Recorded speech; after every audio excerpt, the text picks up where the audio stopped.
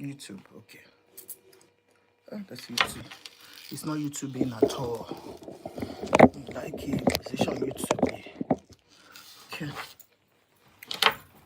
Hi everybody. Good evening. Go live. Okay, me too. Go live. Look at Facebook.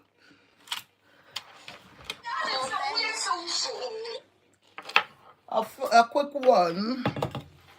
A quick one. Let me see my face on Facebook because there is a video. There is a picture covering that. As you come onto my TikTok, please can you power tap for her so that they don't take us off? You TikTok nonsense and nonsense kind.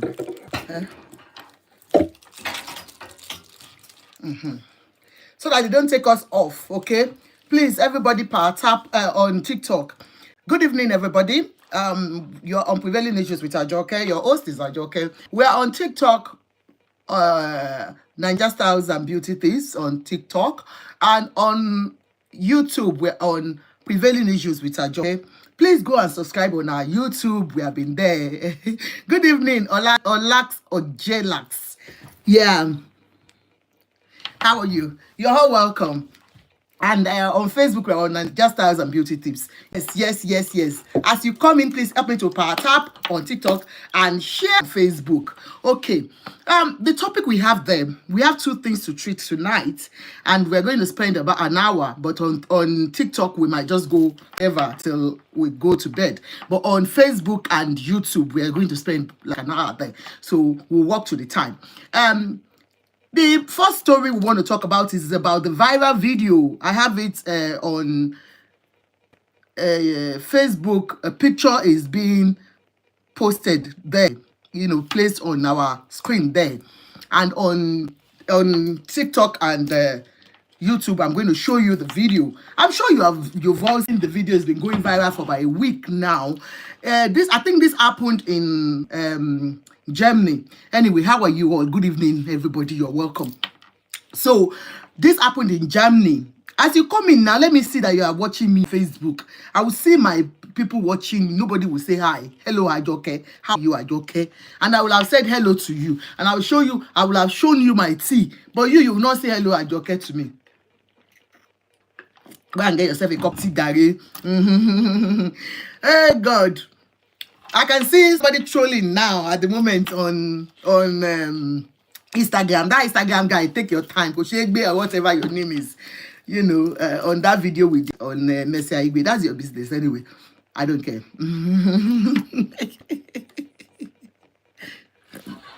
So, you're all welcome. On this particular one that we are talking about, it's about, ladies in diaspora. Africans in diaspora, because the thing that happened, I can see that this particular person is not a Nigerian. I think she's a Ghanaian. So that's why I'm going to speak in English so that we all understand what I'm talking about here. Sorry for all my mommies, on YouTube, if you can't get to see, to understand what I'm saying, but it's going to be purely English. This one is so universal that I really want to talk to mothers, ladies, especially from Africa. This video showed us where a woman was actually eating her husband. Or in fact, she was eating the man with slippers. The man was in the toilet and we saw this lady in front of her children beating up the man. I do tell you, DV, domestic violence, can happen to either man or woman. Okay, stars, I'm done. So how can I earn money, please? Oduka Kingsley. I don't know how you can earn money. Only one I know is that you can buy me stars and I can earn money. But I don't know how you can earn money. So we can see, thank you so much, my power tappers on TikTok. Thank you so much. So we saw this particular woman eating her husband. Like I said, in front of the children. If the children were not involved now, we'll have said, oh, shit do happen. But this one happened in front of our children. Domestic violence comes in different ways. I've said it. You have emotional abuse, which often happens to between couples. Emotional abuse, physical abuse, psychological abuse, and physical abuse. So most men, we ladies always cry out how we are physically being abused by our men because of the fact that we'll say they have the power, you understand, as a man to undo you. Most of the time you're beaten up by a man. So in the society we tend to talk more of physical abuse on the women. And we always advocate for women to leave any relationship that has to do with physical abuse. Because one day, if you don't live with your legs, you're going to be carried out in a coffin. So most of the time, we advise people to leave when it comes to domestic abuse. So like I said, but one thing we have failed to realize is the fact that men do go through this abuse too. Especially the psychological and the emotional abuse. So many men that I have seen, that I've known, and they do not come out to say things because of the stigma, and the shame and the ego of a man. Most men would not want to come out and agree that I am being abused by a woman. When I saw this video, it's very common among us in diaspora, and that's why I want to talk about it. Come on, ladies. But before I talk about it, or before I want you all to watch this, please, one by one, because watch on. Sorry. This is a man in the toilet. The woman. Facebook. Are you watching? I'm going to show you on other outlets too. Have you seen that's the video? That's the lady. Facebook, are you watching? Can you let me know if you're seeing Facebook? You see, the man was in the toilet. She went to pick him up from the toilet and started eating him up, beating him. It's the children that were videoing at this particular time. The children were actually videoing the man. Have you seen it? See, have you seen it there? Facebook, are you watching? Can you let me know if you're watching it? That's little children as young as 8 years recording their father being beaten by their mother. Now let me show you on TikTokers. I'm sure most of us have seen it. TikTok, that's a lady beating up a man. Yeah. And the children are recording. Power tap for me, TikTokers, please. You see? Look at the woman. See the children. That's the children. You see? My YouTubers. Look at. That's a man being beaten up by the wife. I think this is in Germany. This happened in Germany. They are Ghanaians. Look at, and the children were the one recording this incident. You see, and they are asking their father, "Are you okay?" He's on the floor. He was pushed by the mother, hit with the shoe, took him from the toilet, dragged him, like no man business, and started beating. There was a place. I'm going to stop the video. Have we all seen it? Let me know if you have seen it. There was a place where the children asking one of the big girl, I think the big girl should be about 8-9 years old, and said, "Who do you believe, me or him?" And the girl said, "You. Who is a liar?" And the girl said, "It's the dad." What are we training our children here abroad? So many of women are guilty of this offense. I can say it authoritatively. So many African women. I can speak my own tribe, but I can see this is a viral video that's gone everywhere where we have seen a man being physically abused by a woman. This man obviously looks so older than Some of you will say, yes, it serves him right. Maybe he has, served one person breakfast, a woman, he has maltreated one woman before, and he got to meet a younger girl. Because obviously this man should be in his, he looks like his 60s. And this lady is, the lady like in her 30s. So some of you will say, yes, that means, he has met his match. For the women, like I do say, we are so comfortable in dealing with our men here. I'm not saying men are perfect. I'm not saying they are good. But doing this in front of your children, so many of us are guilty of it.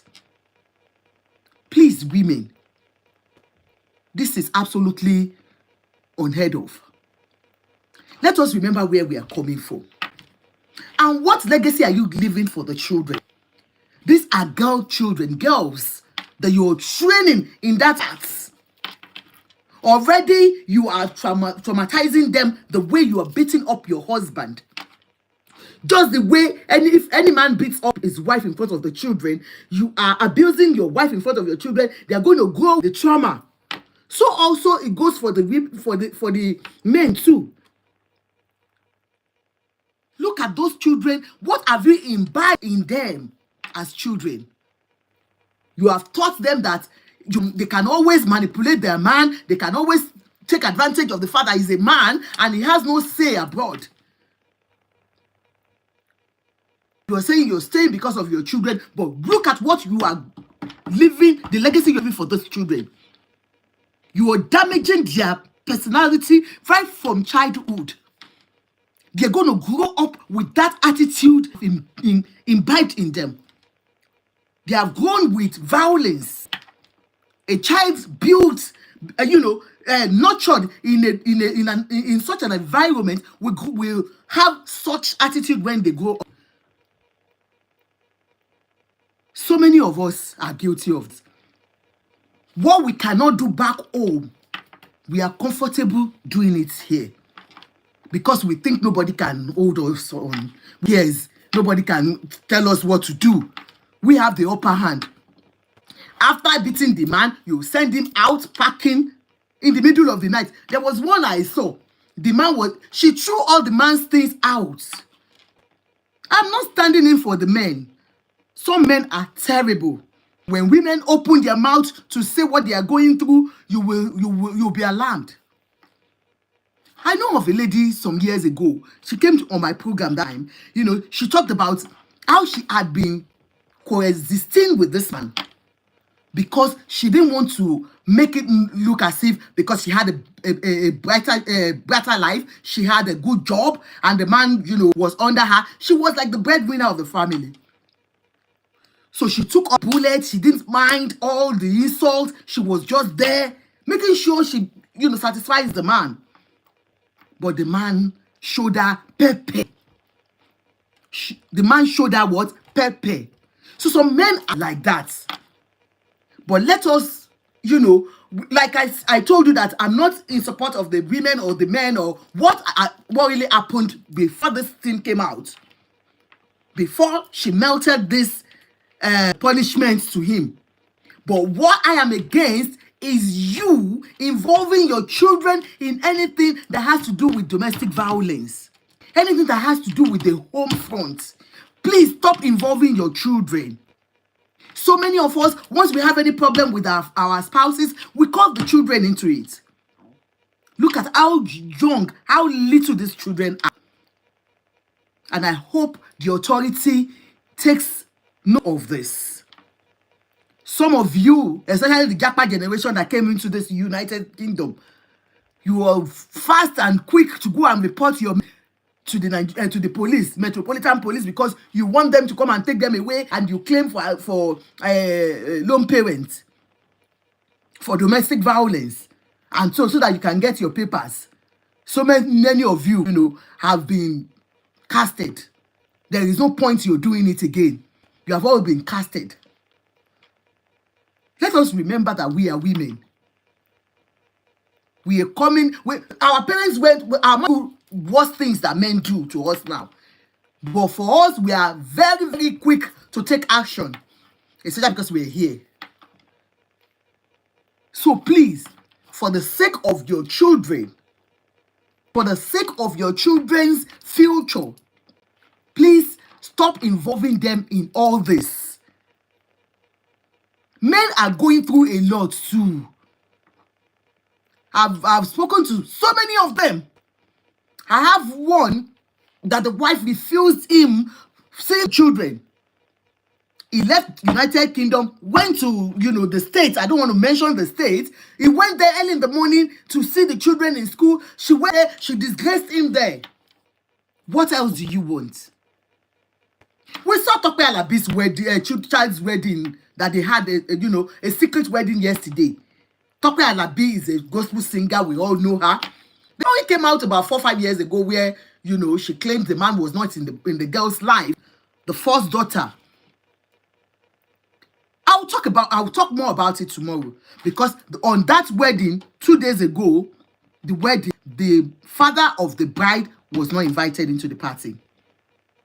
Today we saw Ashake's father begging for help, for financial help. The same Ashake, his father was brought to social media to beg for help because he's sick. I will not stand here and make it look as if men are angels, that we are the ones that are, But men, they have their own faults. We have ours too. If only we can be sincere with ourselves. If only we can be sincere with ourselves. Please help me to power tap. So, for Tope Alabi's own, it's going to be a separate thing, and we're going to do it tomorrow. Please join me tomorrow for Tope Alabi's own. But for this particular one, I just want to show us, to let us know that this is condemnable by all forms. There is no way, no excuse for you to beat your man in front of your child or children. Thank you so much for the gift. There is no justification for you hitting your man for that. Whatever you do in life today, you will reap it. Whatever you sow, you will reap it as a woman. Whatever a man sows, he will reap it. Some men are going through what they are going through now because of what they have done to the mother of their children. But don't take law into your hands. Don't say because you have the upper hand of God, you can always take, whatever you tell the police, they take it up. And they will support you. They will send the man out. And because of that, you want to just use that opportunity to deal with the men. There was a time that the police, called the Nigerian community together, and they were begging them because they were tired of what our children are doing in the society. Most of the black children, most of us, that we came into their country, our children are the ones doing most of these things, that, committing most of these atrocities because of lone parenthood. It was linked to lone parenthood because most of you have sent your men out because you want to claim lone parenthood, you want to claim that. I'm not saying you should condone any, immoralities for men because they are full of that. But do it with sense. Eat with sense. Not by you beating up your men or by you maltreating them in a way that there is no way they can. Elia Jiu, my sister, I'm fine. So many of us we are guilty of it. Any small thing. Oh yeah, police, call the police for me. It's the children, they will call even without just the man tell you, okay, you have called the police. Or you have sent his load out there. You will suffer it at the end of the day. Yes, it might be sweet now. You might be enjoying it because you have the upper hand. But forget it. One day, those children will remind you. These are the children that they will point into you, to your face, and beat you up. Because you have taught them violence. You have taught them violence from childhood. You don't know you're damaging their personality. You're damaging them. Bit. So please, I want to encourage us women. If you know you are tired of being with this man, please seek for divorce instead of letting your children see all this. Instead of training your children in this environment. It is toxic. It doesn't help children grow. They grow with the trauma. They grow with it. You can't find love in them. They lack empathy when they grow up. Those are the ones that you will see, they lack empathy. Do not train your children in such a home. Let love reign. If you're tired of a relationship, please call for divorce. If you think a man is cheating on you so much that you cannot hold on, call for divorce. It is you that will stand as a lone parent. And it is you who will stay when there is cold. You are alone. Nobody will be there with you. It's your choice. Instead of training your children in this manner. You can imagine as young as they are the ones videoing their father and mother fighting. And even calling their father liar. These are the children that will grow up and stand, even with, have you not seen 14, 12, 13, standing in front of you and abusing you? It's because of things like this that you have done. So please, my black women, you are the ones I'm talking to. Let us remember where we are coming from. Our children are our children. We doing all these things in front of them, we damage them.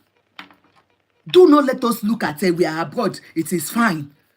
We have all the resources to live alone. We suffer it in future. You will suffer it in future. So thank you so much for listening to that. Second one that I said we are talking about is about Lande. Now, let's go back home. Eja pada sile. Speaking Yoruba now, mixing with English. For non-Yoruba speakers that are my, followers. Lande, the skit maker, the actor, has been, trending for the past 2 weeks because of the wife.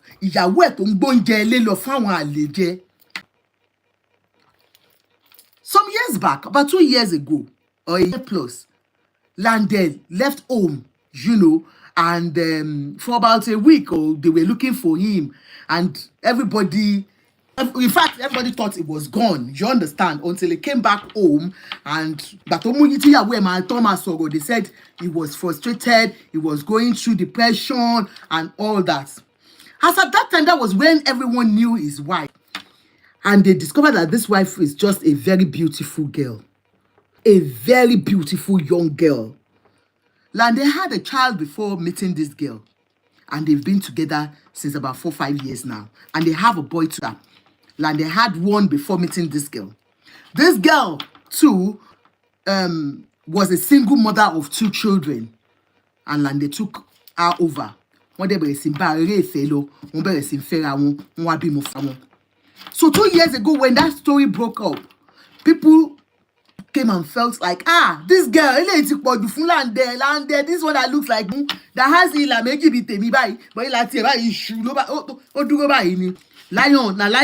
lion fight, you fight lion. So you could see there is they can't see any chemistry between the two of them. They feel you would know that the class, there are 2 separate classes, but one fair. So Lande came back, everybody felt sorry for him, welcome him back, and he came back home. And that was all we heard. And they were doing they would come out to see him with his wife and all that. Just of recent, Labagoti, 2 weeks ago, Lande cried out, "What domini yawo? Babati domini yawo." All, and it counted about 21 artists. But one buyer woman.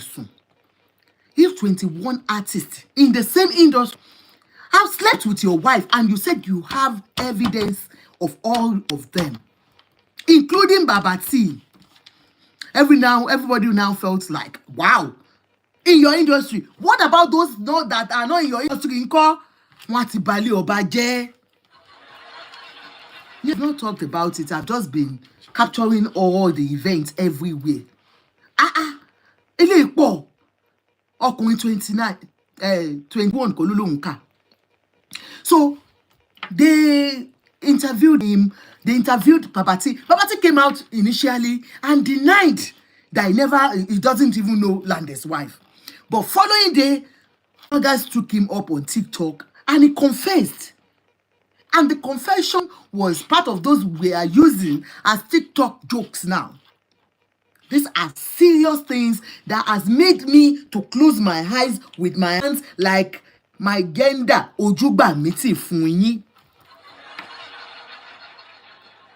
He talked about how there is one Cash that's been sleeping with his wife, how his wife and her friend, who is Lande's manager, has been going about treating infection, his wife. So he said so many things.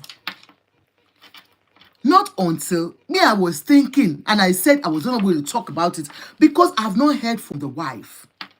Because while he was accusing his wife of all this, a lady came out from Libya, where one of those countries. She came out to say, Aba were atasinwini Lande himself. The Lande jilted her. Libya, thank you so much. The Lande jilted her, took her money. The Lande gongon yahoo ni. Laptop migrates ni Lande. According to the lady.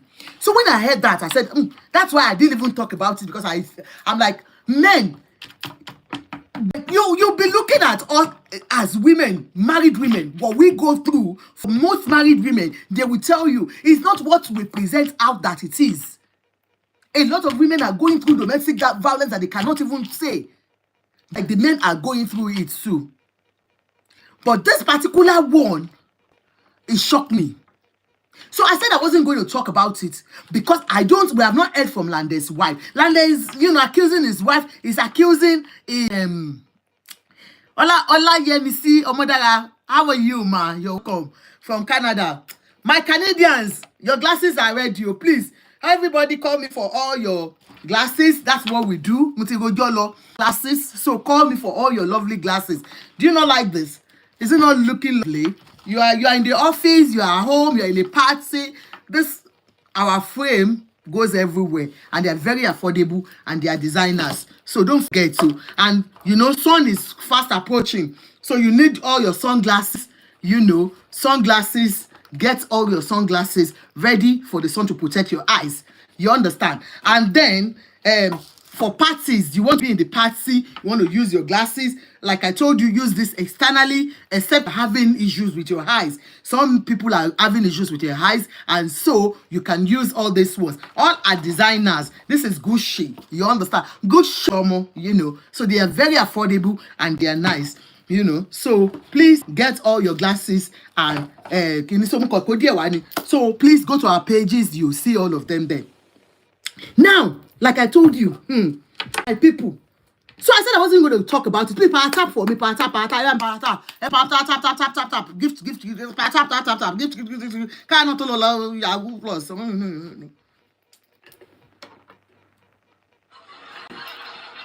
So I said I wasn't going to talk about it. Thank you so much, Princess. I said because ọkùnrin wọn burú. Bá ṣe ní Lande, bó ṣe kọlà sóhùn, tó kọlà sójú yìí, ó lè worse ju ẹni tí ó tiẹ̀ mọ̀ lọ. So look, I can't judge a book by its cover. I can't say because the wife looks rare, some obìnrin rare, they are better than the virgins you married. I'm telling you. Some virgins that you married from, but yes, because my wife is a virgin, I married her. Some of them adekodere ni wọ́n dóko jaja lọ. Èyí tó ti jẹ́ ta gangan tó yẹ pé gbàù. Obìnrin tó jẹ́ pé ojú ẹ̀ ti re ọlọ́tí ni oníkíní kan ni wọ́n bẹ́tà ẹ̀wọ̀n ẹlòmíì tẹ́ gbé sílé tẹ́ ń pè níyàwó.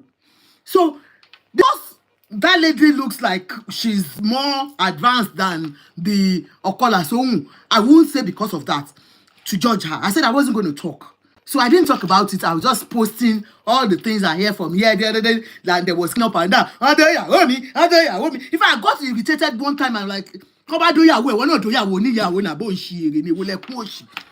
One day I heard me, one day I heard me. Baba láti bàtí, ó ṣe ya me, ó fi two or there that day I me. I was pissed off when I heard. Like kilo wo were gone. Wọ́n do ya we, wọ́n do ya woni ya wona. Bo de wọ́n ya wo do, ó de lé dànù. Wọ́n ní Adóniláyà ò jẹ̀bi, ya yín ni ẹ kìlọ̀ fún. Èwo náà dé ìyàwó mi, wọ́n dé ìyàwó mi. Tó bá lọ sí platform, wọ́n ti dé ìyàwó mi. Wọ́n ti dé ìyàwó mi. Ó dẹ̀ ń sunkún egbére kiri. Tó ìyàwó wa jẹ́ kíni, ìyẹn ni kíni. Àwọn tí dé ìyàwó wọn ti pẹ́ ńkọ́. Gbàyàwó máa gbàyàwó ẹ̀, dóyàwó máa dóyàwó ẹ̀. Kí ló ń jẹlẹ̀ ohun èrè gan? So I was pissed off. And I was still thinking like, we heard about the lady that came out to accuse him too. When I heard, now. So ọmọbìnrin tó dẹ̀ gbà, the lady that complained about him. Òun náà call us òun bí Lande ni. Ló ń fọ yẹn. Bó ṣe ń sọ̀rọ̀. Ẹ má dá Lande lóhùn o. Ntí Lande ṣe fún mi. Lande fìyà jẹ mí. Lande fìyà jẹ mí. Mi ìran jẹjẹ. Inú ilé Lande. Mo ní so he left Egbe. He left his own mates for a society. So I was like, God, for this particular person, kí ló dé tí òkùnkùn fẹ́ irú ilé tó gbà?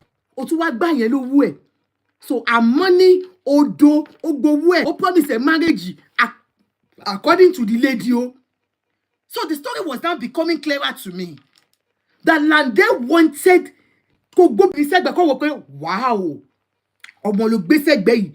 But capacity ẹ̀ ò gbé, charisma ẹ̀ ò gbé. He complained that he had not slept with the wife for 8 good months. Kọ́kùnrin àti obìnrin máa gbé kó má dó ìyàwó for 8 good months. Wọ́n dẹ̀ jọ ń sùn, wọ́n jọ ń jí. Ẹ bá mi power tap. So when I heard everything, I was like, gbogbo story yìí gan look so dirty. Èwo ni wèrè kíníkan. Okay, tóbìnrin ò bá tiẹ̀ jẹ́ kó bá wọn sùn. Kí ni gbogbo it? So until we heard the wife. Ẹ jọ̀ọ́, mo fẹ́ lọ pa ìtà torí ogun fẹ́ máa mú mi. So mo fẹ́ kẹ́ máa gbọ́ ìyàwó Lande. Nígbà tí àwọn ọ̀jọ̀gbọ́n tí wọ́n bẹ̀rẹ̀ sí ń da interview bo ìyàwó Lande. Ẹ má bínú ẹ̀yin tèmi, ẹ jọ̀ọ́. Kẹ́ wá gbọ́ ìyàwó Lande. Níbi tí wọ́n ti bàbá tí òdo ẹni sùúrù àwọn gbogbo yẹn ìgbà tá gbọ́ bẹ̀ náà láti gbọ́ ọ̀rọ̀ hùn yẹn tó ní bàbá tí òdo òun ṣé you understand. But there was this the interview we had now proved Poroski yesterday your work is she confirmed that they went all the accusation laid by Lande before she came up. Babati was invited to that program, and Babati confessed that the friend actually brought her to his house. Wọ́n ló gbé wá léhùn lákàwọn ṣe there and through or there. Ó lóun dẹ̀ díẹ̀ pé mo ò lè ṣe dọ́gì. Ó ló dẹ̀ kọ̀ dé òun báyìí. Òun dẹ̀ gbá sí fún gbás. Ó lóun fẹ́ ẹ̀dọ́. Wait, ó lóun fẹ́ ẹ̀dọ́ pa. Babati confirmed it. And when we heard, I was like, Babati, you lie. Ìyàwó oníyàwó ló gbà fún látẹ̀yìn. And he even said the lady too did. Inú àwẹ̀ láwà. Kò ṣe lóhun okòó. Inú àwẹ̀ láwà. Àjọkẹ́ stop talking like that. I was like, oh my God. What the hell? Ṣáyé ti bàjẹ́ tó yìí ni. So there was Babati coming up.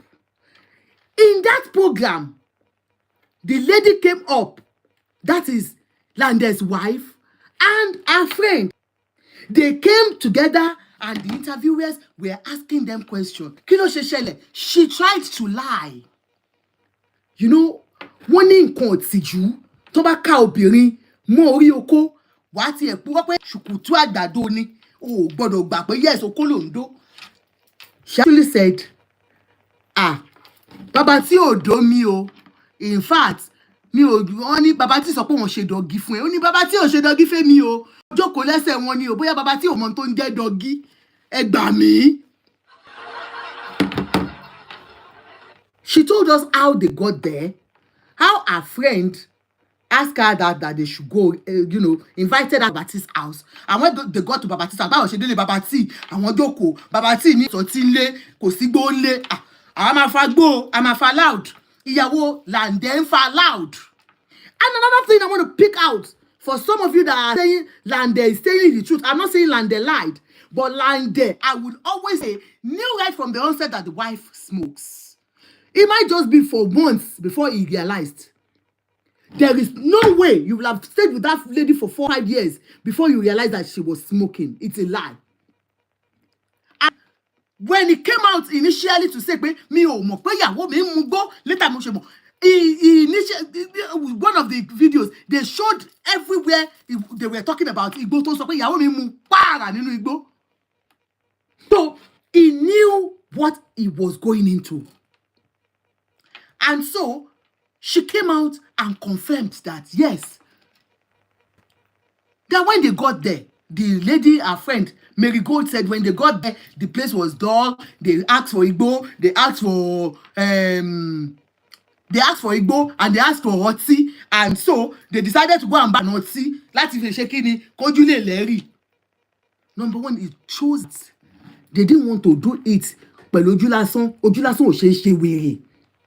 Igbo àti ọtí láṣẹ. Well, have you not seen all these videos that you see out that comes out, that leaks out? Don't you wonder how a lady will be wide, her eyes will be wide open, and she will see that she was being recorded, and she will allow a man to record her? Have you not wondered? No wonder too well.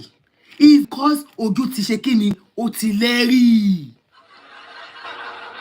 Most of them, they go under substance to perform these things. Wọ́n ti fagboyo, wọ́n ti mutí, wọ́n ti wà lẹ́rẹ̀. So that wọn ò ní rí wọn mọ́, wọ́n wá ṣe bó ṣe wù wọ́n, wọ́n ṣe ra wọn yákayàká, ẹ jọ̀ọ́ bá mi power tap. Exactly nǹkan tó ṣẹlẹ̀ ni. So the friend said yes, they went to buy Igbo at 40. And so they started drinking. And they were the one that asked Papa T, àwọn ló bi Papa T pé ẹ jẹ́ gele, ẹ jẹ́ àṣẹ tútọ̀ díẹ̀. Lande ní wọ́n dẹ̀ fi truth and dare gba pátá nídìí ìyàwó mi. Ṣùgbọ́n mi ò ní sọ ẹni náà. Àṣẹ Papa T fi pátá ló fi truth and dare gba pátá nídìí ìyàwó Lande. So the friend said it out. Pé báyìí ló ṣe jẹ́, báyìí ló ṣe jẹ́. Ojú gbà wá tí. She came online. Shameless lady. Very shameless. Just like that woman from London that people said we should not abuse. Tó lọ kó owó fún ọba. Tó rà fẹ́ ọba. Ọba aláyé. Ọba tó ń bóyá máa ń gbà àwọn èèyàn nìyẹn. Àlẹ́jì ni. Ṣùgbọ́n wo obìnrin tó ṣiṣẹ́ ní London tí yà ń jẹ. It's only raining in winter. You took all your money to put in Oba's care because you wanted to marry the Oba by all means. The same way with these particular ladies. They asked for it. They demanded láti ṣe kíni, láti ṣe threesome. It goes pé threesome ló ń ṣe. Ojú ò wá ti ìyàwó Lande, ó tún wá lọ sí life tí wọ́n ti ń ṣe, ó tún wá lanu sọ wípé bàbá tí ò dó mi o, mo kàn jókòó lórí oko wọn ni, alhamdulillah ìrẹsùlá. Kò sí nǹkan kan tó ń jẹ́ ìtìjú fún wa mọ́. A ti ṣe kíni, a ti mú tìjú, a ti dànù. In fact, ní life yẹn gan, òun àtọ̀rẹ́ ẹ̀ tún ń búra wọn, wọ́n tún ń jà. Ọ̀rẹ́ ẹ̀ sọ pé bí òun àti ìyá ẹ̀ ṣe dó boyfriend òun ní year kan nìyẹn. That her mother and herself, Dara, Lande's wife, and her mother actually had jiggy with her own former boyfriend. So the lady narrated how they got there, how they bought out, how they started, how they were daring Papa T. Papa T has come out to apologize. I am sorry. I didn't know you are Lande's wife. I only gba pátá díẹ̀ láì mọ̀ ẹni tó jẹ́ ni. Babati was smart enough that even though he was on loud, he still remembered to use condom. Thank you so much, my gifters. Eshegoni, God bless you. Queen.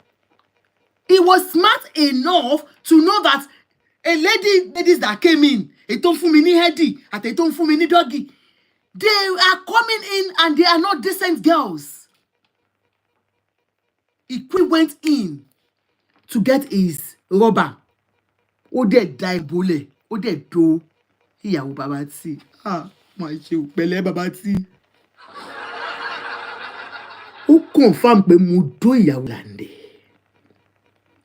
How horrible can it be for a man? How sad can a man be? Kí ọkùnrin kan wà níbi kòkó confirm fún ẹ gẹ́gẹ́ bí ọkùnrin ẹlẹ́ran ara. Da ìyàwó tí wọ́n ń gbé tó ń gbé gigigigigi. Doggy, dear or life, mo fi gba pattern díẹ̀. She was so shameless, she was lying. Mo fẹ́ lọ pa ìta, mo fẹ́ kẹ́ máa gbọ́ kíní yẹn lọ kí n tó lọ pa ìta. But why I'm coming tonight? Because ọ̀rọ̀ wọn wù létí. Most platforms are talking about it, so I do go there to even listen to them. But I came in today because of the mother. Mama Dara, abiyamọ ni yín. Lágbára Ọlọ́run ní sojú sunkún Dara. Ṣùgbọ́n mo rí nǹkan kan lẹ́ni tẹ́ ṣe. Mo rí yín gẹ́gẹ́ bí àgbà tí ò tó lé. Ẹ má bínú mo sí ẹjọ́, ẹ má bínú mà. Mo dẹ̀ rí yín gẹ́gẹ́ bí àgbà tí ò lójú tì. Ẹ̀yin ni àwọn ìyá tí ẹ máa mọ ọkọ ọmọ tẹ́ máa lé ọmọ. Ẹ̀yin ni àwọn ìyá tẹ́ máa jókòó. You are the kind of mothers that will sit down. You know the husband of your child, of your daughter, and you'll be allowing men to come and meet your daughter in their homes. Ẹ̀yin ìyá àjàrà àbùkà, ẹ̀yin ìyá burúkú, ẹ̀yin ìyá lófò. Tẹ́ máa jókòó, tẹ́ máa mọ ọkọ ọmọ yín, tẹ́ máa bá lé ọmọ yín sọ̀rọ̀. Some of you ẹ máa bá lé ọmọ yín sọ̀rọ̀ lórí fóònù, èpè ń jà ọmọ yín nínú ilé ọkọ ẹ̀. Tẹ́ ẹ bá mọ̀, ẹ̀yin abiyamọ kábíamọ. Tíbi tọ́mọ yín bá wà, tí ò bá pè yín, ṣe ní kọ́mọ yín kẹ́rù kò kúrò ńbẹ̀. Mommy, you are one of those women that will allow your daughter to be doing ale. Kì í ṣe ìyá gidi. Whether Lande lied wípé òun lòun tọ́jú yín, àbó nǹkan lòun tọ́jú yín, kò ṣe dandan kó tọ́jú yín. It's not his duty to take care of you. It's his duty to take care of his children and his wife, not you. So even if your daughter is saying Lande lied, he's not the one who got the house for us. But he's doing his best for your child, for your daughter, with the children that she brought from another home. Ṣùgbọ́n kí lẹ fi sán? Èmi ò gbèjà Lande. To me, Lande is just a stupid boy. A very stupid boy. Tí ò mọ ẹgbẹ́ ẹ̀ tó lọ gbé nǹkan tó jù lọ. Bá sọ pé mo mọ nǹkan tí mo sọ àbí business yín nìyẹn. That is my own opinion. Èrè ẹ lọ gbé ṣúgà ni, n tó jù lọ ló gbé. Merely looking at them. Ó ń jó níjọ́ yẹn, ó ń jó báyìí, ó ṣe báyìí. Bébí yẹn ń jó báyìí.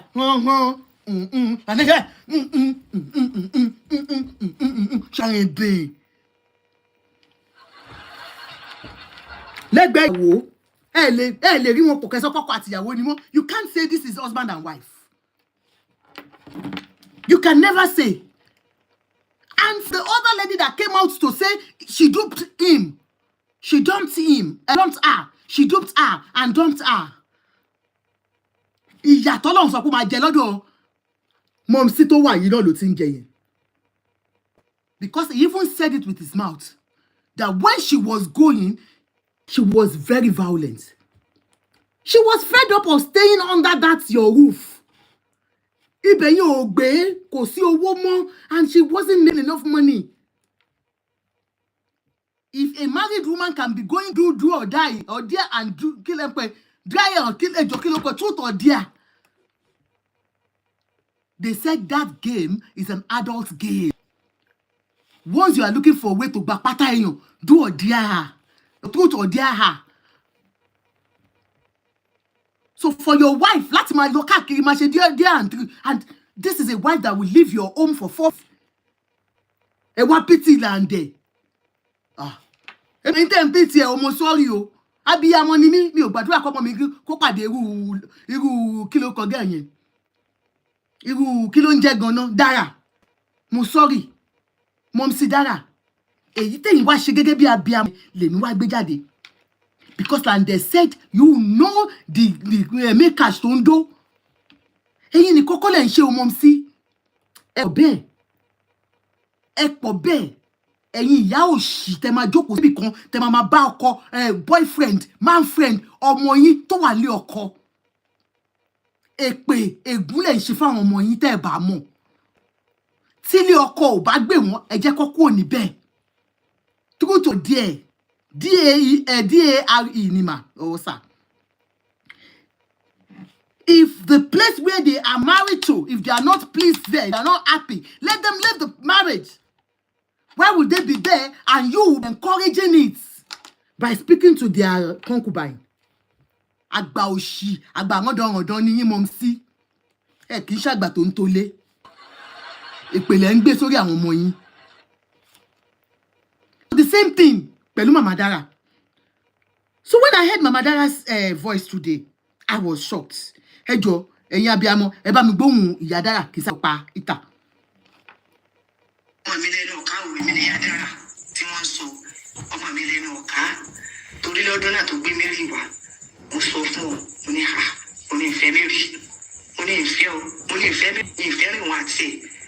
Torí aṣọ tí Mary ti kọ́wọ́ wá lé mi jọ yẹn. Mo sì láwọn ọmọkùnrin nínú ilé. Nígbà òru tó sìn lọ tán, mo ní ilé aṣọ tọmọ yìí wọ̀ ní ṣe láìkè. Ìfẹ́ rádaràda, ìfọ́rẹ̀ wà àti ẹ̀. Níbo lẹ ti mọra yín? Ó ní patí làwọn ti pàdé. Patí tẹ́ ti pàdé náà ni kò jí ọmọ. Àmẹ́nu mi ọkọ ọmọ mi. Ọmọ mi lọ ní bá lẹ́yìn kẹ̀rẹ̀kẹ̀rẹ̀ díẹ̀díẹ̀ lórí tó ń wá wálé. Ọmọ sọ méjì yá jẹ. Bọ́bá wa máa ṣe dáadáa sí i. Ó ti fi di pé kẹ̀rẹ̀kẹ̀rẹ̀ lórí mo máa sọ wálé yọkọ̀ kan wálé wa. Kí ló dé tí Mary ń kẹ́rù wá bí? Ó ní bàbá rẹ̀ wípé ó ní wọ́n ní kóun lọ mọ́kọ wá wípé wọ́n ní kóun jáde nílé. Ó jáde nígbà wá ní ó jáde nílé mo wá ní kọ́ lọ. Ṣé ìwọ ló wá ní kọ́ mọ̀ bọ̀ wá bí? Lọ tẹ̀lé lọlé ẹ lọ bá bẹ̀bẹ̀ ni. Kán sì fún títí kán ní sùúrù fún kó náà fi mọ ọwọ́ ọkọ tí yóò mọ̀ lọlé nígbà yẹn. Ìsì ń gbé lọ́dọ̀ mi. Ẹnu kankan tí mo rí nínú wa rẹ̀ nígbà náà ni pé tó bá jáde tògùn yóò gbé wa yóò máa gbé nǹkan wá là. Lẹ́ni olè fara mẹ́lẹ̀ yìí o. Ó nílò onílé láìsí ilé rẹ̀. Bọ́bá ti ní nǹkan tó bá mọ̀ pé ó nídìí láti máa gbé lọlé yín máa gbé wá bí yìí mọ́. Ibi mo ti kọ́kọ́ bàjá sínú pé èyí fara mọ́. Mo sì jẹ́ nìkan tó jẹ́ pé ó máa ṣàdúrà gan. Bọ́lá yẹn fara mọ́. Máa lọ lónìí yín tó bá lò tó lè wá. Kò sí bẹ́ẹ̀ ni òwò. Wọ́n sì jọ mi wọ́n bẹ. Ẹbí tí lórí Mary ò ti kọ́ ṣe jàǹbá fọ́ọ̀mù mi. Ipe ọ̀fẹ́ ya ṣẹ́ lọ́dún náà. Iṣẹ́ bíi 4 million ni ló fẹ́ yá. Ó wá ní ẹnìkan wá fún ní 4 million yẹn. Ẹnìyẹn wá sọ fún pé o ò gbọ́dọ̀ sọ fẹ́ anybody o. Ipe mo fún ọ lówó o. Ọmọ mi wá lóhùn gbọ́. Ó pò lọ́dọ̀ ẹni tọ̀wọ́n kú tán báyìí. Ó pe Mary ní pé kọ́dà alágbájá wọ́n ti fún mi lówó. Bí wàá ó ti mú Mary lọ́bẹ̀ rí. Ẹnìyẹn náà fẹ́ Mary. Mary bó ṣe tọ́rọ ẹnìyẹn náà fẹ́ Mary. Ó fún Mary dé báyìí. Mary náà pé ọ̀rẹ́ rẹ̀ yẹ pé ọ̀rí lágbájá màtí ẹ̀ lágbájá fún kíní lówó pé kó fi yasẹ́. Ṣèbí mo ní kí wọ́n náà fún mi lówó kémi náà fi ya iṣẹ́. Èmi dé lọ́dún náà ẹni tọ́mọ mi ń fẹ́ ní Èkó yìí gangan. Ẹni yẹn ń kó lòun lọ́ fẹ́ kó gbogbo irinṣẹ́ yẹn wá láti pé kí wọ́n fi yasẹ́. Gbogbo irinṣẹ́ ló kó wá. Ó wá kú flying Joe àbí kí ni wọ́n ń pè tí ó gbé wọ́pọ̀ yẹn wá mọ̀ àwọn òdílé kìíní yẹn kò gbé wá. Àwọn èèyàn sì retí kìíní yẹn wọ́n ti bẹ̀rẹ̀ sẹ́. Tó ti fáwọn artist wọ́n ti háwó fún everybody ti wà tà láti wọ́n ti fẹ́ yaṣẹ́ wọ́n ti ní àwọn kọ̀ọ̀kan lọ. Wọ́n retí bọ̀bọ́ yìí kó gbé flying Joe wá bí àgbà wọ́n ń pe bọ̀bọ́ yìí kò dáhùn ní sọ pé òun bọ̀ nígbọ̀ ya bí bọ̀bọ́ yìí ṣe dé nù dídé tí bọ̀bọ́ yìí dé ni bọ̀bọ́ yìí bá ní òun ò lè gbé nǹkan kan wá wípé torí ńkọ́ Mary ti sọ fóun pé àwọn kan ló fún ní owó ní òní jẹ́ kóun gbé kinní yẹn wá. Èmi dé iṣẹ́ yẹn ṣe kọ́ọ̀tì lọ́dún náà nù iṣẹ́ yẹn bàjẹ́ lọ́dún náà owó tó jẹ́ pé ó lé ní 4 million tá a ná lérí owó lérí iṣẹ́ yẹn support báyẹn ẹjọ́ yẹn lẹ́tà ni bọ̀bọ́ yẹn wá padà wá pé mi ẹ̀fẹ̀ rẹ mọ́ bínú ẹjọ́ Mary lọ sọ fún mi pé Dára kò ní fẹ́ mi wípé ẹnìkan ti fún lówó pé kóun mọ́ kó nǹkan kan wá kóun flying journey wá pé kóun mọ̀ gbọ́dọ̀ gbé wá ìjọ náà ọjọ́ ńlá ni ọjọ́ ayọ̀ níta gbọ́dọ̀ pé ọjọ́ àyọkù bí sẹ́yìn sí pọ́tì bó ṣe bàjẹ́ ńjọ́ yẹn náà nìyẹn. Ti kọ́ bẹ̀rẹ̀ àgbà kò sí fún un àwọn ẹ̀rọ ọ̀ka àti ìgbà yẹn mo wá yà mo lè gbọ́dọ̀ lóhùn àtọmọ yìí mọ́ títí ó tún fi rẹ́ lómi ó tún jọ fi bẹ̀rẹ̀ àníyàn nù ẹlòmíì tó wá rí lẹ́yìn yẹn lọ́wọ́ lọ́lẹ̀ gbalẹ̀ ló wá fọ́ ní ìṣìnà ilé fún gbogbo tó yẹ kéèyàn ní lóko fún gbogbo tó yẹ kéèyàn ṣe sínú ilé lẹ́yìn yẹn ṣe sínú ilé fún. Ṣé ń gbọ́ yà? Gbogbo tó yẹ kéèyàn ṣe sínú ilé lẹ́yìn yẹn lọ lè ṣe fún. Ṣé ń gbọ́ yà? Gbogbo tó yẹ kó ṣe sínú ilé lẹ́yìn yẹn ṣe sínú ilé fún.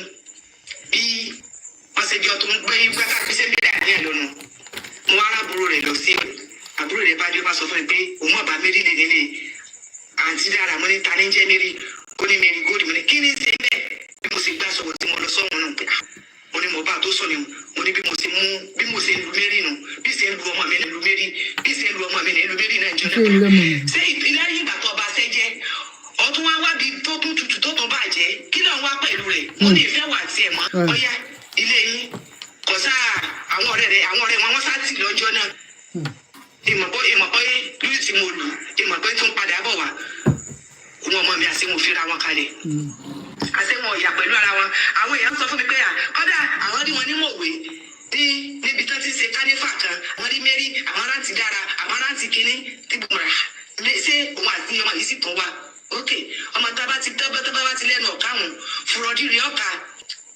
èmi fi filẹ̀ èmi fi ń wòran nígbà ọ̀sẹ̀ sáà ó tó bí oṣù méjì àbí oṣù mẹ́ta sá bàbá dé ń jọ náà lóní mọ́mí mo fẹ́ mú ọkọ̀ wálé mo lé ọkọ̀ ìwó mẹ́.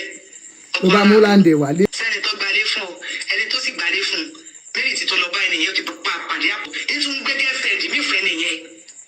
Mary ó sì tún bá Dára jẹ́ fún ẹnìyẹn títún gbé gẹ́fẹ̀ẹ́dì mí fẹ́ nìyẹn.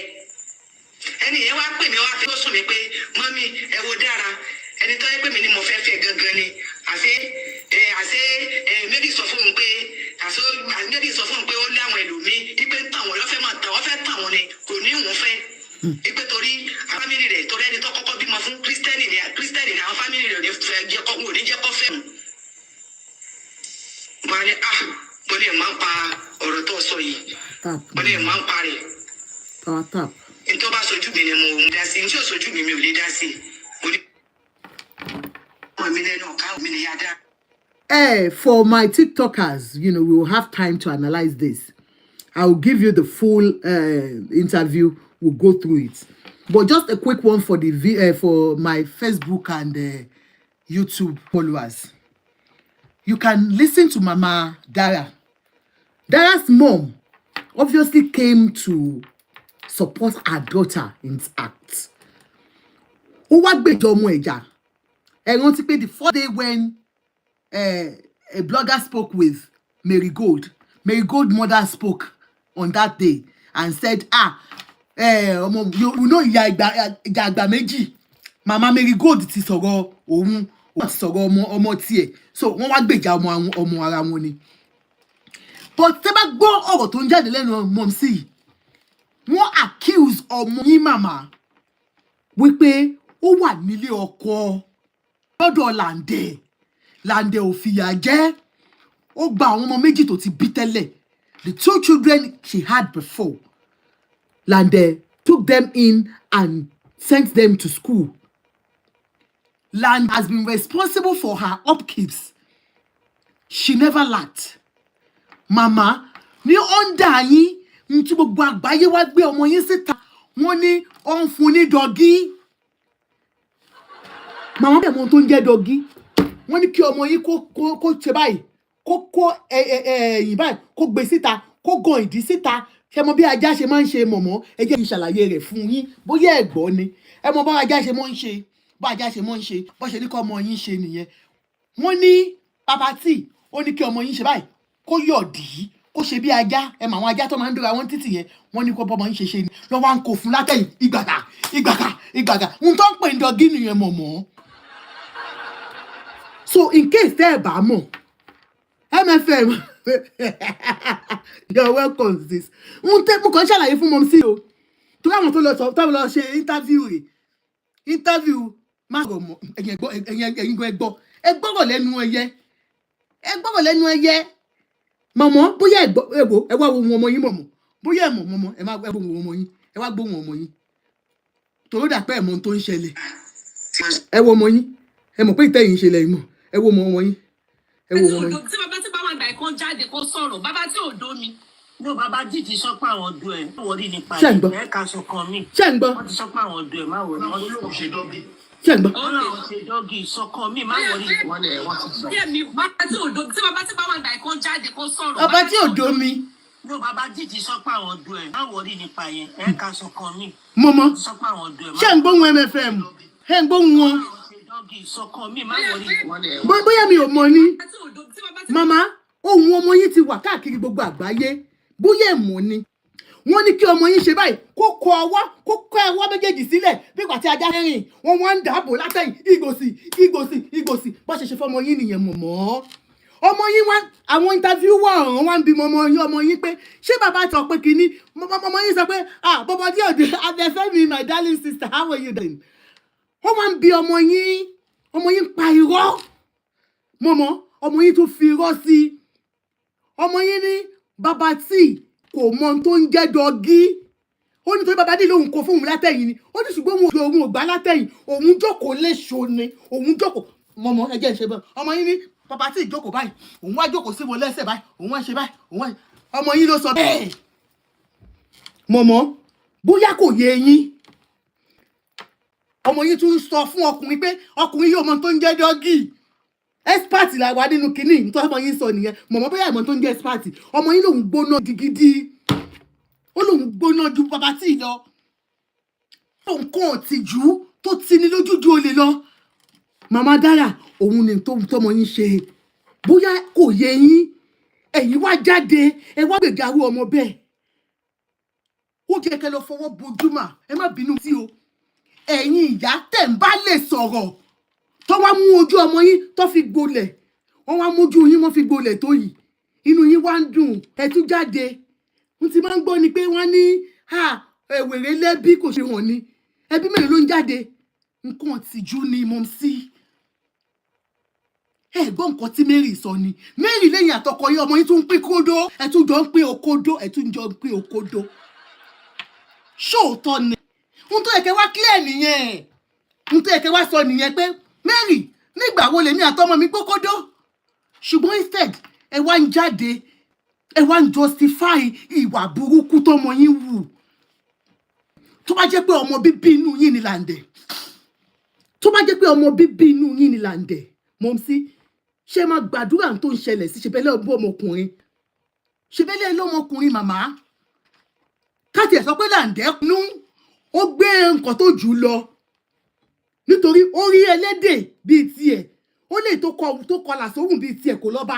Ó tún lù yẹn jìbìtì ni. Kó tún máa lọ mú kó ń jìbìtì kò dáa. That's very unfair Lande. Sẹ́ẹ̀tì ẹ̀ tó yẹ kó ti fẹ́ gangan. Ó ò fẹ́ olùjìbìtì yahoo. Ó wá lọ gbé ọmọ Èkó pàmbẹ́lẹ́. Àánú ẹ̀ ṣe mí. Ká wá gbọ́ pé Lande tiẹ̀ wá ṣẹ̀ pé òun ò pé gbogbo àwọn ẹbí ẹ̀gbọ́n á ti máa sọ fún. Nígbà tẹ́ fi rí pé ó lọ fò sínú omi yẹn kò wà impossible tó pé pressure ti gẹ̀ yìí nínú ilé kó wà included. But it's so tender. Ó fọwọ́ bò ó mọ́lẹ̀ so that people will not know. He must have been going through that domestic violence for a long time emotionally. Màmá ṣé wọ́n sọ fún yín pé nígbà tí ọmọ yín lọ ń kó dọ́ọ̀gì fún wọn ọkọ ẹ̀ ò lè rí dó nínú ilé mọ̀ọ́mọ́ ẹ̀yin ò mọ̀ ní. Nígbà tí ọmọ yín gbé mẹ́kàṣì wá sẹ́yìn tó gbé lọ sílé kínní ṣé ẹ̀yin ò gbọ́ pé ọkọ ẹ̀ ò rí dó mọ́ nínú ilé for 8 months. What was planned? Irọ́ ni kí ló wà planned? That when he left home for some months, for a week, that was planned. What was planned? Kàn tìjú. Tó bá jẹ́ pé ọmọ yín ni Lande, bó ṣe ń sunkún kiri orí Facebook, orí social media. bàbá tí ti tó ìyàwó mi àwọn báyìí lọ́dọ̀ ìyàwó mi ó ti fi pátá gba ó ti fi tú àǹdí ẹ̀gbẹ́ àgbà pátá lọ́dọ̀ ìyàwó mi. mú mi bóyá ẹ̀gbọ́n gbogbo voice ọmọ yín tó wà ń ta ni pẹ̀lú ọkọ ẹ̀ àánú ọmọ yẹn àánú bọ́ yẹn ṣèyàn ọlọ́run ọba ẹ̀yin ò gbọ́ Lande ni. ká máa spáàkì ìyàwó yín lójú yín máa kẹ́ bá ní bá ṣe spáàkì ẹ̀. wọ́n mú spáàkì ẹ̀. onídàára ó ní eléyìí bàbá tí ẹ mọ̀ pé gbogbo yẹn tẹ̀ ti lọ ó tẹ̀ ti sọ díẹ̀. nígbà tó mú góòlù kí sí tán. tó mú góòlù kí sí tán. ìyàwó yín lójú yín máa kẹ́ bá ní bá ṣe spáàkì ẹ̀. wọ́n spáàkì ẹ̀. onídàára ó ní eléyìí bàbá tí ẹ. ó rí mi kí n fọ́. Ibi tó ṣe ìkan tí mo ṣàmọ̀ wípé ó jẹ́ mi fún bàbá tí ní láti pé kí bàbá tí fún mi ní dọ́gì. Ọkọ bàbá tí gò lé lọ́jọ́ yẹn. Tí bàbá tí bá wà níbí báyìí wọ́n lè sọ àwọn gọ́lé. Oko bàbá tí ò lé. Wọ́n ló kó ẹ̀ ò lé jọ yẹn máa gbọ́ mú gbọ́. Ọkọ bàbá tí ò lé lọ́jọ́ yẹn o. Òkókó ẹ̀dá kéré. Mo máa sọ fún bàbá tí mo ní nǹkan ẹ̀mí lè fún mi ní dọ́gì o. Pípẹ́ mo máa jókòó lé yín. Mama. Bàbá tí wọ́n fún Mary pé kí Mary kọjú sí ara ògiri. Yóò bàbá jíjì sọ pé àwọn ọdún ẹ̀ máa wọlé nípa yẹn. Interviewer. Wọ́n ti sọ pé àwọn ọdún ẹ̀ máa wọlé. Àwọn olóhùn ṣe dọ́bì. Bóyá mi ò mọ̀. Dọ́gì sọkàn mi Bóyá òun ò mọ̀. Bóyá mi bá mi lámùgbà tó ṣe. Kí ló ń sọ̀rọ̀ mọ̀mọ́? Bóyá mi lámùgbà tó ṣe máa o. Owó òmùgbà tó ṣe. Wọ́n sọkàn mi kúrò lórí yẹn. Ó ti lo loud. Ó ṣe ìkan tí mo ṣàmọ̀ wípé ó jẹ́ mi fún bàbá tí ní láti. So bí wọ́n díà òun mọ́ sí bóyá ẹ̀mọ́ tó ń jẹ́ wọ́n díà. Ọmọ yín ẹ̀rí mẹ́sìn tí mẹ́sìn ń béèrè. Mẹ́sìn ti sọ nǹkan mi wọ́n ti bàbá tí ti jẹ́wọ́ kan ti dó ẹ wọ́n sọ nǹkan mi ayé mi o. Mọ̀mọ́ ṣé láwọn interviewer yẹn ó jẹ́ kẹ́ lọ bí wọn. Àwọn gangan ni àwọn ni Mercy found me ẹni tó wà tó ń jẹ́ bẹ́ẹ̀ nìyẹn. Àwọn lọ interview ọmọ yín wá ń ṣàlàyé ó tún ráyè ṣàlàyé ó ní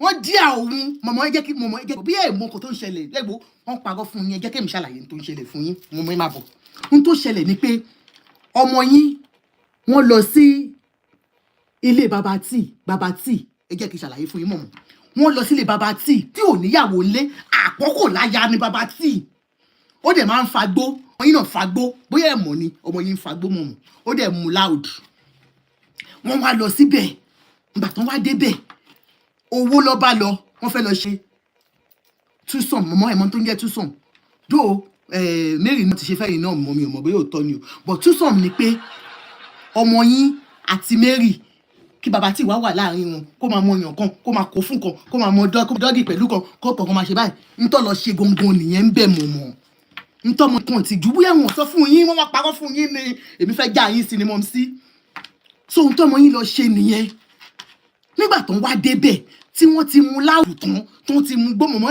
ẹ má sọ pé ẹ̀mọ̀pọ̀ ọmọ yín ń fa láùdù o nígbà tó wá ti ṣe gbogbo ìtàn náà wá ń béèrè owó wọ́n wá ń díà bàbá tí nǹkan tó ń jẹ́ díà ni pé bàbá tí wọn ò bí ẹrẹ ó tó bẹ̀ láti tó kó bọ̀ mí nídìí bàbá tí mi ò tó ṣe kí ni ó ní bàbá tí ò tó bẹ̀ láti tó kó bọ̀ mí nídìí sẹ́ bàbá tí wà ní òyà ìwọ yóò dí tí màá ní tó kó bọ̀ n tó ń jẹ́ díà nìyẹn pé wọ́n sọ fún bàbá tí pé kò tó bẹ́ẹ̀ bàbá tí wà ní èmi ò tó bẹ́ẹ̀ kí n pè yẹ́ ẹ lórúkọ má dé pè yẹ́ ẹ lórúkọ yá kọ̀dí síbí ló bá gbà fún látẹ̀yìn gbàs n tó ṣẹlẹ̀ sọmọ yín nìyẹn màmá ẹ wá lójú tì ṣé tó bá yẹ pé ọmọ yín ni bàbá tí ẹni Lande tó ń sun ẹkún báyìí ẹ lé ẹnu ọ̀rọ̀ láti jáde ẹ wá gbé ẹnu yín sí ẹni ò mọ̀ bí ṣe mọ̀ pé gbàmí tí o bá sọ̀rọ̀ kó gbóhùn ọ̀rọ̀ yẹn ó dà pọ̀rọ̀ yìí smell màmá ọ̀rọ̀ yẹn ń rùn ẹ gbàgbé ọ̀rọ̀ ṣẹ́rí n tó mú yín jáde fún yín ní audacity láti jáde tó fún yín nígboyà láti jáde màmá ni pé ẹ̀ ń gbọ́ táwọn èèyàn sọ pé ọ̀rẹ́ ọ̀dàlẹ̀ ni Marigold Marigold can be an ọ̀rẹ́ ọ̀dàlẹ̀ that is mine not my own business because they are all doing the same business together all these girls do it she came for Mary because people are already saying Marigold is a betrayer. I'm not a betrayer. I am not a betrayer. I can never betray her in my life. Marigold has been, tagged a betrayer. That was why you came out, mama. But nǹkan tí kò ń ṣe tán mi ló ti jẹ́ kẹ́ jáde. Ojú tì yín torí pé Marigold accuse yín pé ọmọ yín bá yín sùn ẹ bá má jáde ọmọ yín ti kọ́kọ́ kó nǹkan ìdọ̀tí nǹkan ìbàjẹ́ ó kọ́kọ́ kó wá bá yín nínú ilé náà ẹrù burúkú lọmọ yín wù wá bá yín ìtìjú tí ò ní tán for months for years lórí social media ẹ máa yọ a big entertainer ọlọ́wọ́lé ẹ bá mi pa tap kẹ́ra gift ní àti máa jẹ entertainer mo kàn ń rojọ́ ní kí ló dé what can fà yẹn ẹ̀ẹ́kọ̀ yẹn máa rojọ́ ṣó easy ni kí o máa sọ pé wọ́n ṣe dọ́gì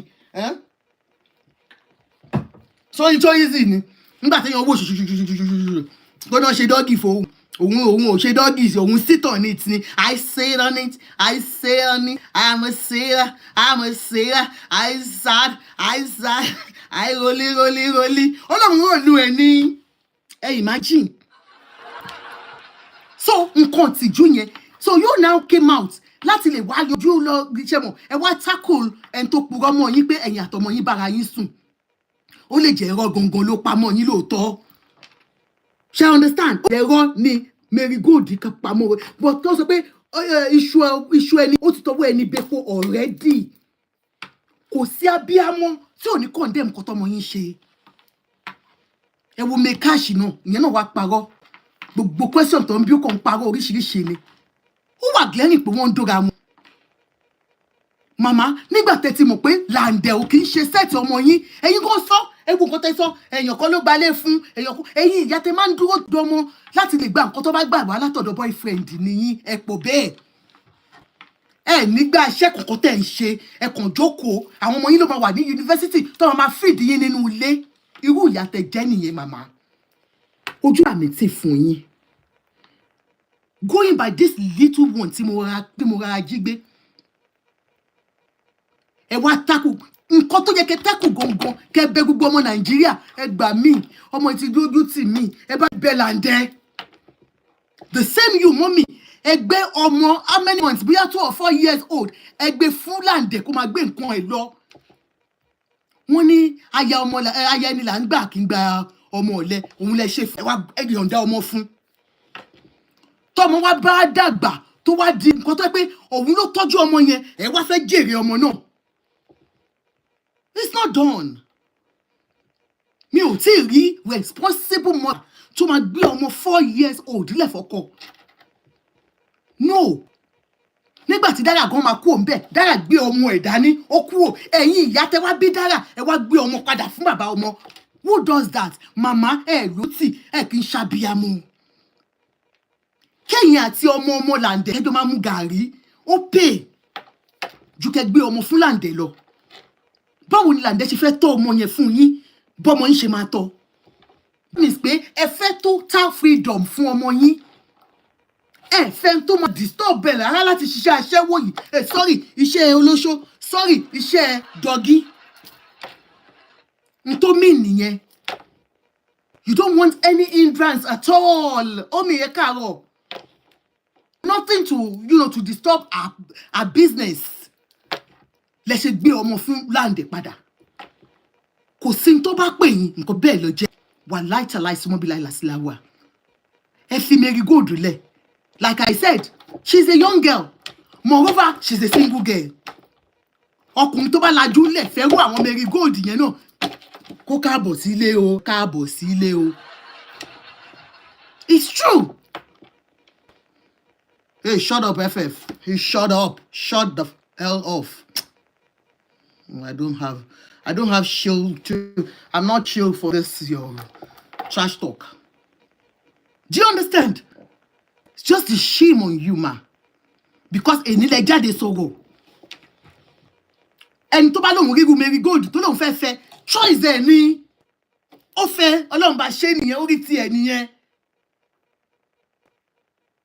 Ọmọ tí yín tó ti wà nílé ọkọ tó ṣerú ilé òun làwọn ayé ń sọ lọ́wọ́lọ́wọ́ òun lọ́rọ̀ ẹ̀ ń tà lọ́wọ́lọ́wọ́ òun lọ gbé sórí igbá tó ń bá yín yan. Ọmọ ẹ wá ṣe gbogbo ẹ̀ dáadáa ẹ tún jáde ẹ tún wá ń sọ̀rọ̀ ọ̀rọ̀ àlùfàǹṣá lẹ́nu ẹ tún ń sọ̀rọ̀ èèyàn kan ló gbalé fún tẹ́lẹ̀ ẹ tún wá ń sọ bóun àti Lande ṣe fẹ́ra wọn èèyàn kan ló kọ́kọ́ ń fẹ́ ẹni yẹn gan gbalé fún I'm very sure pé tó gbalé fún ọmọ yín nígbà yẹn tẹ́ló fún ní 4 million yẹn married man ló máa jẹ́ irú yín married men tó ti lówó tó ti wà òkè lẹ máa ń ti àwọn ọmọ yín lẹ máa ń tẹnu kìnìún fún ẹ̀yin tẹ́ believe pé iṣẹ́ ọwọ́ ẹni ó lè tó yín jẹ, ẹ̀yin ìyá tẹ́ máa ń gba nǹkan jẹ lọ́wọ́ àwọn ọmọ yín máa wà ní yunifásitì, wọ́n lọ́ máa feed yín nínú ilé. Irú ìyá tẹ́ jẹ́ nìyẹn mọ́ sí. Ẹ má bínú, mi ò expect kẹ́ jáde rárá láti wá sọ̀rọ̀ ìdọ̀tí. Tẹ́ bá máa jáde gẹ́gẹ́ bí abiyamọ, mo fẹ́ kẹ́ jáde kẹ́ bẹ̀bẹ̀ pé ẹ gbà mí, àṣìṣe ilé ìtọ́mọ mi ṣe yìí. Kẹ́ jáde gẹ́gẹ́ bí abiyamọ, kẹ́ gbogbo àwọn interviewers, àwọn àgbàlagbà tó interview ọmọ yín pé màmá ẹ jọ̀ọ́, ẹ má bínú, ọmọ yìí ọmọ dójútì ni. Kàn bí pé kí ló dé yìí náà gbọ́mọ fún Lande, kẹ́ parọ́ wípé ẹ kò mọ́mọ́ gbé sí bóyá ìyàwó ẹ lè padà wá bá a. Kẹ́ tiẹ̀ fi cover ọmọ yín up. Lande lòun gbalé fún yín, ilé tó gbà fún yín, you now gave a son to him. Gbọ́mọ ẹ kó lọ tọ́. The guy said he couldn't sleep. He had only 7,000 naira. Anyway, for your information, Momsi, Mama, bóyá ẹ mọ̀ ni, owó tún ti dọ́wọ́ Lande. Bóyá ẹ tún máa ti ọmọ yín lọ bá. Àwọn ayé ti ń dáwó fún, ó ti ta gidi. Ẹ gbà bẹ́ẹ̀. N tó wà lọ́wọ́ ẹ̀ ń sìn, n tó wà lọ́wọ́ Lande ń sìn, n tó wà nílẹ̀ yìí ó tó pín ni, owó yẹn pọ̀. Bóyá ẹ mọ̀, shame on you, mommy. Momsi, shame on you. Àgbà ìlàgbà tó ń ṣe láńgbáláńgbá nìyí. Ó fi hàn pé báyìí lẹ́yìn náà ṣe ń ṣe nígbà tẹ́ kéré, ẹ̀yán dì. Ẹ má bínú mi, ẹ̀yán dì. Ẹ̀yin náà gbọ́dọ̀ ẹ máa smart tó ń gbà yẹn. Ó dàbí ẹ̀yin náà máa ń ṣe tún sàn nígbà tẹ́ kéré. Òun lọmọ yín jọ. Wọ́n ní ìṣẹ̀lẹ̀ ló bá wọn jáde. Ìṣẹ̀lẹ̀ ló bá wọn jáde. Onígbèsè olórí gorí. Omi tó ṣe báwọn bàbá yín láyà nílé àríkíní kan. Ajá ìrìn ń pọ̀ jù. Ṣe báwọn bàbá yín láyà nílé.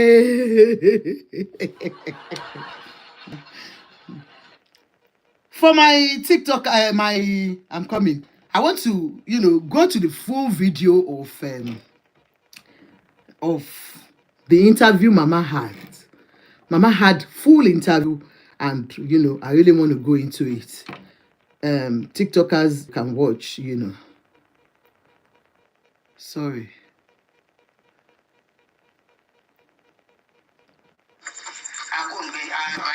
Mama Dara gongo ló fẹ́ sọ̀rọ̀. So can you play the full video, Ejo? For my YouTube and Facebook, I say thank you so much for staying by with us. I love you. I appreciate you. First one, Timo saw about domestic abuse from we women. Let's be mindful of what we do in front of our children. No matter what, if you are not enjoying the marriage, walk out of the marriage. You are not forced to be in there. Do you understand? Never ever maltreat your man before your children. Never ever allow this to happen. That video is very disheartening to watch. You understand? Where a woman was actually beating up the husband and the children on that real filming the incident. So shame on that woman that did that. I hope the authority takes the case up on her. And then, I hope we have learned one thing in that. And for Dara's case, like I said, Dara has not done well, and I hope anybody watching this will call her to order and her that she has not done anything good in this. Obayi omo Benny, and mude hope we Lande o learn lesson o ni jẹ́ kí Dara kó padà sí life because mo set padà sọ́dọ̀ àwọn ṣe. Have a wonderful night, my Facebookers and YouTube.